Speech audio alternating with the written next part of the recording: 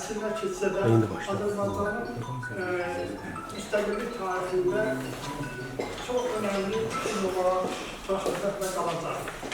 Təbii ki, belə bir tədbirin, belə bir layihənin iclasına dəstək verdiyinə görə Azərbaycan Respublikasının qeyri-hökumət təşkilatları Dövlət Dəstək Agentliyinə mən də bir qonaq qismində olaraq təşəkkürümü bildirirəm. Digər tərəfdən Göz Kanal İnformasiya Mərkəzi İctimai Birliyinə təşəkkür edirəm ki, tarixi zəfər ideoloji əsaslarının təhlili layihəsinin icrasında mənə də dəvət edir və bu görüşdə iştirak edirəm. Bilirsiniz, tarixən ermənilər Azərbaycanlılara qarşı böyük bir soyqırımlar, böyük bir cinayətlər, vəhşiliklər həyata keçirirlər. Son 200 ildə nəzər yetirsə belə səthi olaraq və o zaman məlum olaraq ki, 2 milyondan çox Azərbaycanlı qətlə getirildiyi, minlərlə insanın yaralandığı, şəhər və kəndlərimizin bir üzərindən sürüldüyü, tarixi abidələrimizin viran edildiyi bir hal yaşanır. Ona görə də bu tarixin öyrənilməsi, gələcək nəsillərə çatdırılması istiqamətində biz vətəndaş olaraq öz fəallığımızı, öz mövqeyimizi ortaya qoymalıyıq. Çox şükürlər olsun ki, Allaha ki, 200 il davam edən Azərbaycan xalqına, Azərbaycanın ərazi bütövlüyünə olan təhdidlər, təcavüzlər nəhayət 2020-ci ilin sentyabrın 27-sində başlayan və 44 gün davam edən Vətən müharibəsinə son qoydu və Ali Başkomandan, Fatih Sərkərdəmiz İlham Əliyevin rəhbərliyi ilə ordumuz işğal altında olan torpaqlarımızı azad etdi və bununla da ərazi bütövlüyümüz və suverenliyimiz təmin edilir. Çox təmin edici və həm də diqqət çəkən məqam bununla ibarətdir ki, istər işğal ömründə, istərsə işğaldan sonra bəzi xarici güclər, bəzi xarici ölkələr qaranlıq dairələri ikili standartlardan yanaşmaqda, yəni Azərbaycana qarşı ikili siyasət yeritməkdə əl çəkməmişdir və bu siyasətin əsas məğzi onların Azərbaycan ərazi bütövlüyündən bərpa etməsində arxasında keçirilmələridir. Bilirsiniz ki, bu günlərdə yəqin məlumatımız oldu. Bizim qonşuluğumuzda yerləşən Rusiya prezidentinin köməkçisi Medinski Azərbaycan ərazi bütövlüyü ilə bağlı xoşagəlməz, doğrudan təfəkkürlərlə və düşüncələrlə uyğun olaraq fikirlər səsləndirdi və onun arxasınca belə Kremlin belə günlük tələblərini yerinə yetirən, sifarişlərini yetirən Vladimir Solovyev və Margarita Simonyan adında bölümlərlə jurnalist adlandıran, onlar erməni lobbisinin maraqlarını icra edən jurnalistlər dövlət televiziyasında, yəni Rusiyanın dövlət televiziyasında Azərbaycanla bağlı bir xoşagəlmə fikirlər səsləndirdilər və nəticədə məlum oldu ki, bilirsiniz ki, onların Rusiyanın milyarder və Karol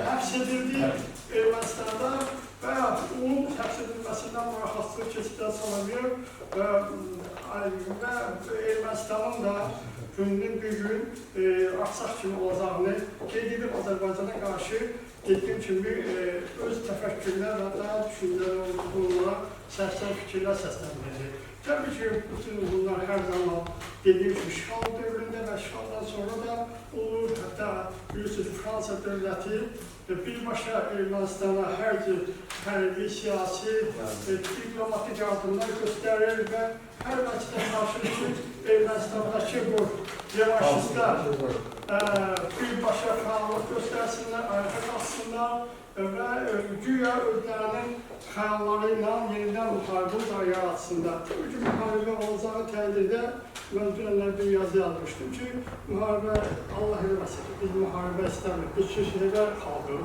Biz hər zaman insanlığa, bəşəriyyətə dəyər verər, hər zaman istəyirik ki, bütün mənim ki, regionumuzda, ümumiyyətlə dünyada sülh olsun, əmin-amanlıq olsun, ancaq sən təhdidlə üzləşirsən, təzyiqlərə məruz qalırsansa, torpaqların işğal olursa, biz öz sözünü deməliyik və dedikdə bunu istər dediyim ki, 44 gün Vətən müharibəsi dövründə, istərsə də sifarişlərin deməli yer aldıqları Qarabağdakı 20 saat çəkən antiterror əməliyyatları zamanı gördük. Və elədir, əgər nə doğrudan da müharibə yaranarsa, mən qeyd edildiğim kimi Ermənistan nəinki məhv ediləcək, eləcə də ki, biz tarixi torpaqlarımızı, yəni Qərbi Azərbaycanı yenidən öz torpaqlarımıza təmin etməsinə əməl olacaq. Yəni, ona görə də biz bir vətəndaş olaraq, bir milli birliyi təmin edən, Ali Başkomandan Prezident İlham Əliyevin ətrafında doğrudan da birlik nümayiş edən bir millət olaraq biz Ermənistanın istənilən bir təcavüzünü, istənilən bir təşkilatların qarşısını deməli, ordu, xalq Prezident İlham Əliyev rəhbərliyi olmağa qadirir. Bilirsiniz ki, tarixən qeyd edildim ki, ermənilər Azərbaycanlılara və Türklərə qarşı vəhşicilər tərəfindən soyqırım aktlar törədiblər. Amma bunu törədənlər ermənilər iclaslar olsa da, amma arxalarında bu və digər formada erməni lobbisinin yerləşdiyi ölkələrdir. Məsələn, dediyim ki, Fransa, Yunanistan, Rusiya və məsələn, onların dəstəyi ilə, həmin o ölkələrin dəstəyi ilə onlar Azərbaycan ərazindən yerləşdirirlər. Amma mən bir dəfə çıxışlarımın birində qeyd edilmişdim ki, doğrudan da əgər onların köçürülməsində, ermənilərin köçürülməsində müəyyən güclər olubsa, onlara qarşı biraz münasib göstərilməsində də bizim ulu babalarımız, Fatih sərkərdələrimizin, belə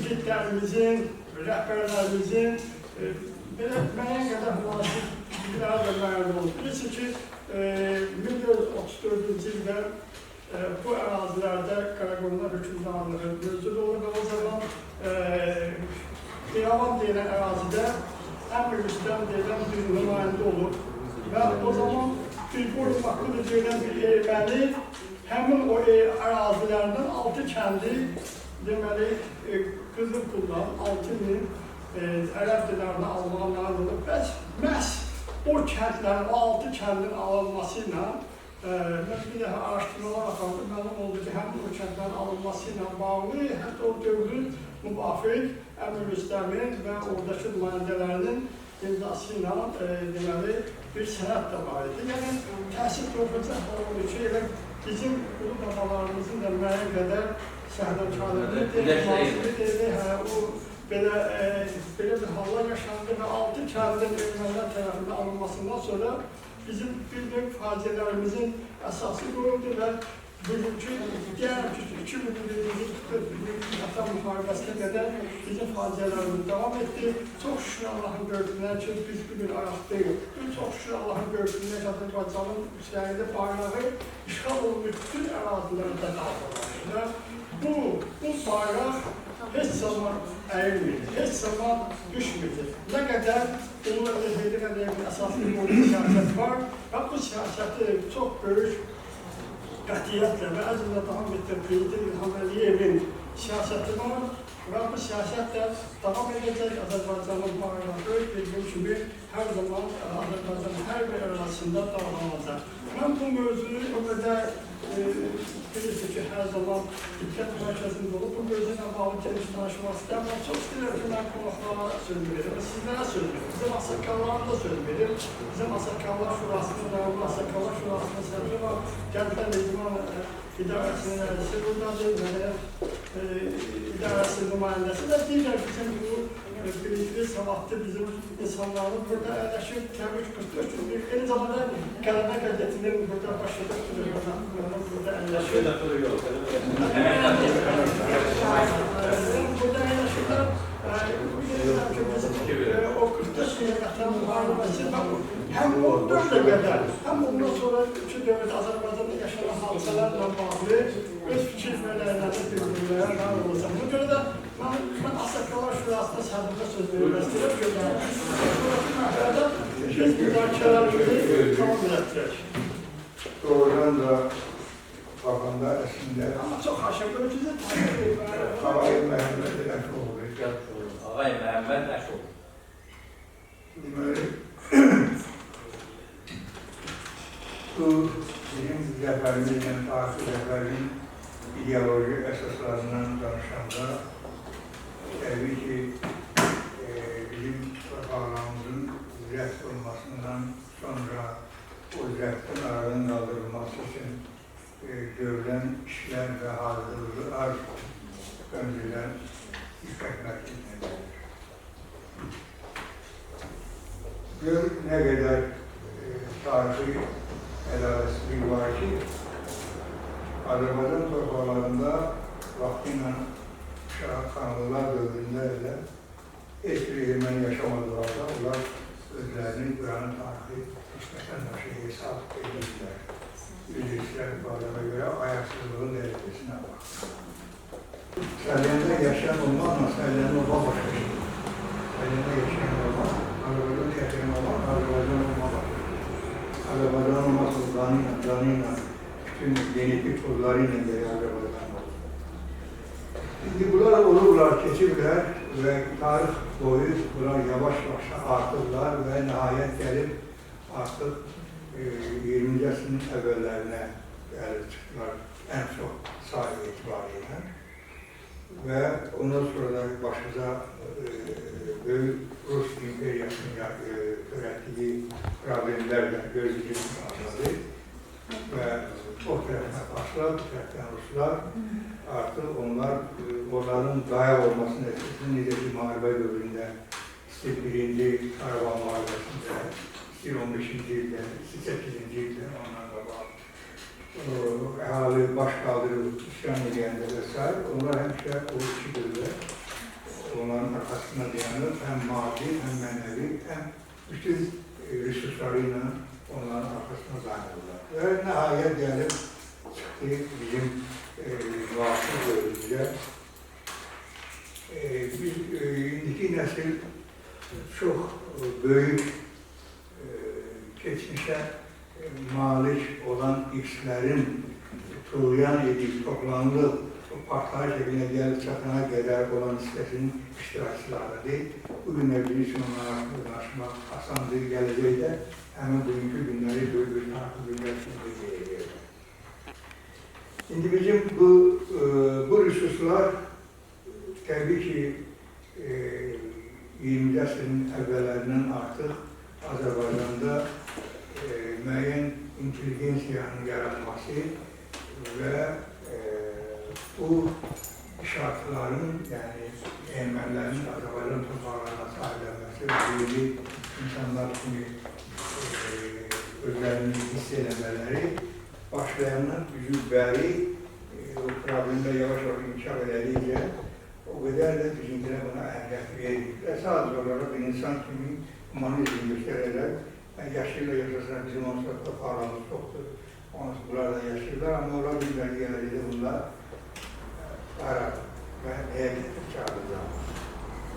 Bunlar olur. Amma əsas məsələ bugünkü mövzumuzun mətnindən də görülür ki, bu qələbənin çalınması üçün yaranan ictimai-siyasi vəziyyət və onu formalaşdıran ağıllı, ideallar, qurğu və dövlət başçıları üzrlərə böyük xidmətləri olur. Məsələn, mən bir Sahil müəllim, tarix müəllim kimi daha yaxşı bilir ki, tarixin o 20. əsrin əvvəlindən üzvləri olan müddətlərində xeyli vaxtlarda, ayrı dövrlərdə bu hadisələrin erməniləri yaxud hadisələrin nəticələrini görürük. Misal bizim qarşımızda oturan bu cavan qızımız, onun babasının BBC onun ermənilər əminə gəliblər, giriblər Kürt çayına, ata-ata, o-yüzü-bu-yüzü, toprağına, ata-ata gəliblər. Cəngən kəndində, Qaraşıqları Cəngən kəndində əhalini qatıblar havalarına və onlar qatıblar dağa tərəf, dənizə tərəf və ora qədər, orada kütər qırğın olur, biz burada bizim ziyanlarımız iştirak edirlər. O həmin yerdə biz gelib iştirak edilmişik, ölmüşük sümüklərin açıq havada, açıq muzey hesab edilir sümüklərini və həmin arvadın qolun buradan kəsmişdir. O arvadın da sonradan öz qarşı varlarını, tavan özlüyünə görə öz qarşı varlarını taxar döyüldü, onun da bir bakışlığı da var. Yəni ki, bu tarixi faktlar olur və yəqin ki, bilirsiniz ki, həmişə ermənilərin törətdiyi fəsadlar sayılanda Səyran adı da xüsusiyyət çekilir.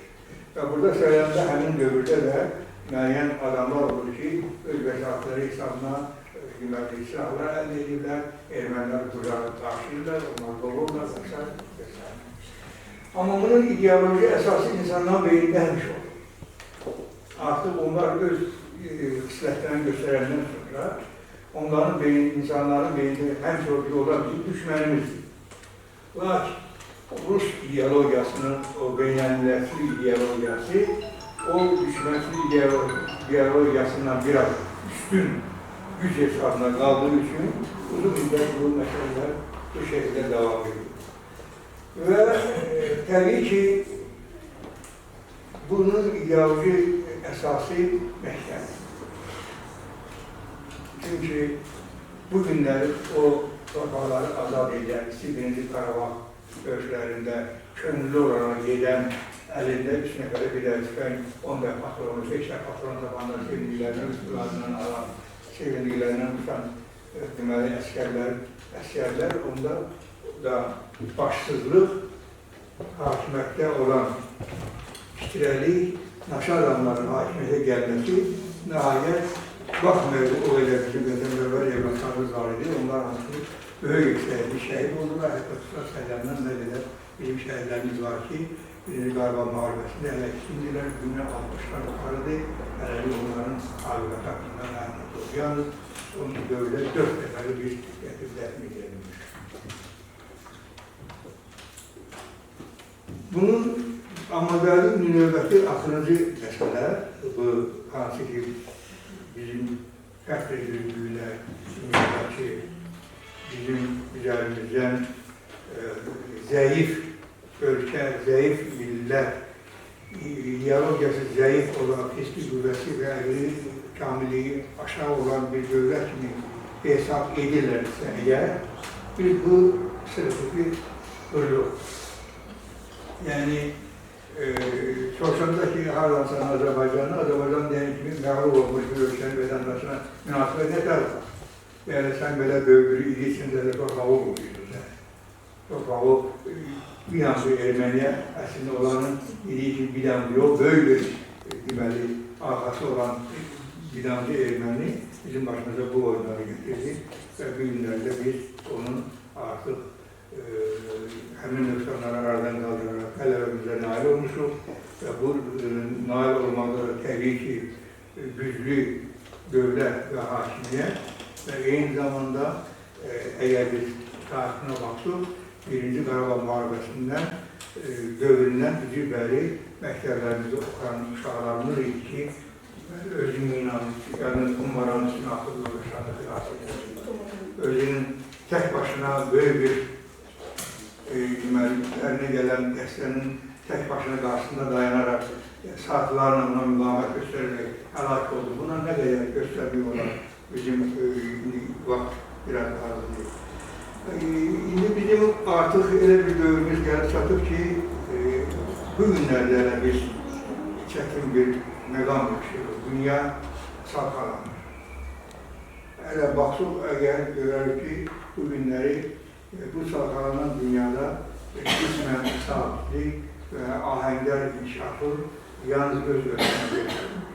Təbii ki, bu da Ali Başkomandanımız, prezidentimiz və onun ideoloji və mənəvi və fiziki ideoloji arxası olan birgə səyin nəticəsində bu günləri artıq Azərbaycan yerləri, artıq günləri din şəraitdə yaşayırlar. Təsəvvür edir ki, qabaları avtomatla bir-birini vururlardı. Bir ölkə, digər ölkənin üstündən nə qədərdir. Əlbəttə, bu arada çox danışıqlar var, mən üzr istəyərəm, biraz reglamentdə əməl eləmədir. Eləmədir. Çünki bu elə bir problemdir ki, mümkün deyil bunu düşünmək. Təşəkkür ederim. Şirvan Salqan Regional Mədəniyyət Dövləsinin Salyan Rəyanizlə nümayəndə Şamxal müəlliməsidir. Bu mövzuyla bağlı fikirlərini dəyərləndirir. hər birisi salamlayıram. Xoş gəlmişsiniz deyirəm. Mövzuyla bağlı daha ətraflı siz danışdınız, zannedersiniz, Məhəmməd müəllim daha ətraflı danışdı. Yəni biz üçün də çox xoşdur ki, sizin gəlib belə maraqlı bir tədbir keçirməyiniz, biz mədəniyyət işçilərinə belə görüşlərinizə görə sizə təşəkkürümüzü bildiririk. Və bizdə mədəniyyət sahəsində belə tədbirlər çox keçirilir. Konstitusiya və suverenliklə bağlı da tədbirlər keçirilir və digər mövzularda da tədbirlərimiz, silsilə tədbirlərimiz keçirilir. O cümlədən sizin bu tədbir alqışlayırıq, sizə təşəkkürümüzü bildiririk ki, yəni belə bir tədbir keçirirsiniz və bizlərlə görüşürsünüz. Buna görə sizə minnətdarlığımızı bildiririk. Mən istəyərdim ki, qonaqlara söz verək, daha ətraflı ziyalılarımız Xanımlardan da kim istəyirsə, buyursunlar, kimin sözü varsa və kim danışmaq istəyirsə, buyurun, siz danışmaq istəyirsiniz. Səydə xanım, var da. Buyurun, ana. Rəşid xanım, Rəşid xanım. Səydə xanım, Hoş geldiniz. Səryanın darlığına diyarına. Əlbəşinzadənin diyarına. Bugün Balkan Harbi Cəmlədən ideoloji əsasların təhlili. Doğrudan da biz 44 günlük vətən müharibəsi bizi daha da qürurlandırdı və biz bir daha Heydər Əliyevin onu öndərini dediyi kimi bir dəfə fəxr etdik ki, mən fəxr edirəm ki, Azərbaycanlıyam. Doğrudan da hər bir insanın o zəfəri idi, içində olan bir arzusuydu. Mən 97-ci ildən Mərkəzi Kitabxanada işləyirəm. Hər il tədbirlərimizi keçirdəndə işğal olunan torpaqları biz qeyd edəndə deyirdim ki, o gün olsun Azərbaycan bayrağı bizim işğal olunmuş torpaqlarda sallansın. Şükür Allaha ki, biz 30 ildə biz o arzunu yerinə yetirdik. İndi fəxrlə biz deyirik ki, biz qalib ölkənin qalib vətəndaşıyıq. Burada tarix müəllimləri də var. Yəqin ki, biz əvvəl vaxtından Azərbaycanın vətənpərvərliyi, hər bir insanın, gənclərimizin vətənpərvərliyi, bir 44 günlük vətən müharibəsi Ali Baş Komandanın, bir xalqın, bir də bizim ordumuzun üçünün birliyi nəticəsində biz 44 günlük vətən müharibəsinə qalib gəldik və hətta təqaüdçü 80 yaşlı bir qadın, təqaüdçü qadının da öz təqaüdünü gətirib o orduya verməyi, yəni biz deyirdik, arxa cəbhədə də biz arxa cəbhə insanları olaraq biz özümüz də əlimizdən gələni edirdik, hətta bizim işçilərimiz də sağ olsunlar. Bizim kollektiv özü 44 günlük vətən müharibəsində ərzaqdır, paltardır, yəni o əskərlərə biz yardım edirdik, o bizim üçün doğrudan da qürur idi. Və bizim ki, o 44 günlük vətən müharibəsində prezidentimizin televiziyada göstərdi, artıq biz kəndləri bilirdik ki, kəndləri qalib gəldi, ancaq şəhərlər deyəndə biz o qədər qürurla, o qədər sevinclə sevinirdik ki, hətta mən MKS direktorlarına zəng edib deyirdim ki, gözünüz aydın. Çünki o Şuşada, o Xocalıda, o Ağdamda bizim şəhidlərimizin qanı vardı. O torpaq bizim də torpaqlarımız sayılır. Artıq biz Qarabağ deyəndə bizim Qarabağımız, bizim Azərbaycan deyirdi və Allah bizə bundan belə bir daha sözsüz ki, biz şəhidlərimizin qarşısında baş əyirik, şəhid analarının qarşısında baş əyirik. İnan 44 günlük vətən müharibəsindən sonra biz 5 ildə artıq şəhid ailələrinin yanındayıq. Mədəniyyət işçiləri olaraq hər birimiz şəhid analarının yanındayıq, şəhid ailələrinin yanındayıq. Onların artıq biz toylarına da gedirik, şükür Allaha onların evlatlarının toylarına gedirik, ad günlərinə gedirik. Hətta onların anadan olmuş yeni evlatlarını da biz fəxrlə onların hər zaman yanındayıq. O bizim mənəvi borcumuzdur, yəni hər zaman da yanında olmalıyıq. Mən onu Nivar xanıma da deyə bilərəm, Vəfa xanım, yəni hər zaman Rəya xanım, Həqiqət xanım, yəni bütün mədəniyyət işçiləri, Rəfiqə xanım özü. Rəfiqə xanım qeyd edeyim ki, 44 illik Vətən müharibəsindən sonra hər il Zəfər bayramına burada bütün şəhidlərin eksponatları burada sərgiləyir və bütün Səlyan ictimaiyyəti hər biri həmin tədbirlərdə iştirak edir. Və qeyd edim ki, tarixi zəfərə aid bizdə Şampa müəllim demişkən tədbirlərdə çox olur. Hətta indiki günə qədər də biz şəhidləri unutmuruq, onların anadan olan günləri qeyd edirik. Yəni, silsiləli tədbirlərimiz çox olur. Bir daha sizlərə təşəkkür edirəm. Yenə də deyirəm, biz fəxr edirik ki, biz Azərbaycanlıyıq. Sağ olun. Mən qısa bir düzgün istəyirəm. Mən əvvələn burada layihələrin həyat hizmətinə bir iştirak edirəm. Əvvələn birinci layihənin adı Tarixi Zəfərə Geoloji Məhsulların Təhlilidir.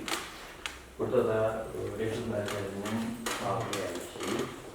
İkinci, vətən bizim milli varlığımızdır. Mən qısa bir şey, tarix araşdırıb, saatlar oturub burada da olar, ancaq bir şey var. Həyat bizə tarixi yaşadır. Hər bir milli, millət özünü dünyada təsdiq edirsə, onun yaşamaq, ümumiyyətlə yaşamaq olar dünyada, dünya bizim evimiz. Amma tarixi kökə malik olan millət yaşamaq istəyirsə, vətəni qorumaq istəyirsə, birinci, orada sabitlik olmalıdır. Sabitliklə xalqın birliyi olmalıdır, bu gücü təmin edir və onların vaxtı ilə Sovetlər ideologiyasına belə bir şəxsiyyət mən pərəstlik etməli, xeyr. Şəxsiyyət öz sözünü deməlidir və lider olmalıdır və ziyalıları ətrafına toplamağı bacarmalıdır və onların ətrafına toplamaqla xalqı bir istiqamətdə dövlət-xalq birliyini yaratmağa qadir olmalıdır. Bu güc deməkdir və hər bir anın hansı məqamda olacağını da həmən dövlət başçısı, Ali Başkomandan düzgün təyin edir. Bizim xoşbəlimiz ondadır ki, biz üçün sanki Tanrı Heydər Əliyevi qoyur. Sanki Tanrı onu çox ustalıqla öz varisinə ötürədir. Sanki varlıq bizə elə bir imkan vermişdir ki, məqamları sizə siyasət şahmat taxtasında hansını nə vaxt eləyərlər, necə eləyərlər, burada yerləşiblər. Vaxt var ki, alırlar, dayandırırlar, geçsin Xankəndinə girsin, geçsin Ağdama girsin. Mən nəyi, nə var, necə edeyim sizdən yaxşı. Mən xalqımıza, dövlətimizə əmin-amanlıq arzu edirəm ki, sizin də bu layihəniz uğurlu olsun. Dövlətin qeyd edən, ümumiyyətlə, bu proqramları ki, layihələr keçirdilər, dövlət olaraq imkan şərait yaradır. Bu da nə? Xalq arasında marifətlənmə sistemini artırmaq. Çünki bu özlə bir taktikadır da, bizim bir şərait yaradılır.